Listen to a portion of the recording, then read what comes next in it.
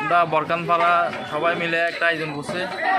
আমরা ছোটো বড় ভাই বন্ধু সবাই মিলে ছোটোখাটো একটা আয়োজন করলাম।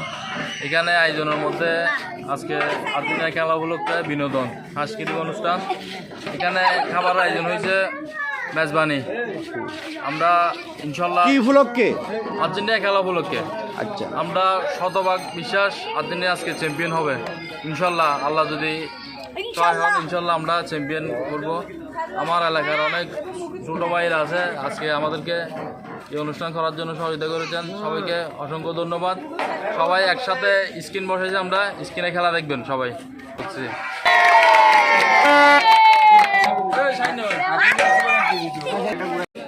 আমি আর্জেন্টিনার ফ্যান ফলোয়ারদের উদ্দেশ্যে কিছু বলতে চাই।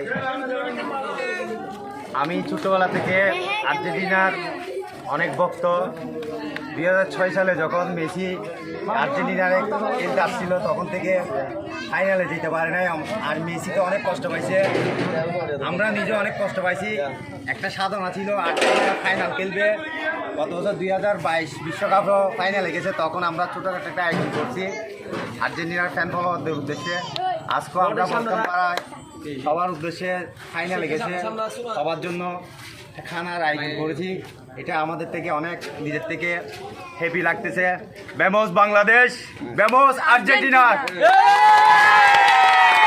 আর্জেন্টিনা ইনশাল্লাহ জিতবে, আর আমরা সবাই আর্জেন্টিনার ফ্যান। ইনশাল্লাহ আর্জেন্টিনার পক্ষে আছে আমরা। ইনশাল্লাহ আশা করি আর্জেন্টিনা জিতবে, যেহেতু মেসি এখানে আছে, মেসি বল যেহেতু আছে, অবশ্যই আশা করি আর্জেন্টিনাই জিতবে ইনশাল্লাহ। যেহেতু আমরা সবাই আশাবাদী। আর দেখেন এখানে ড্যাগের প্রোগ্রাম চলতেছে, আর্জেন্টিনার বিজয়। আমি মনে করি কোটি দর্শকের আশাটা মেসি ভঙ্গ হতে দিবে না, ইনশাল্লাহ ওরা জিতবে। ইনশাআল্লাহ আর্জেন্টিনা উইন।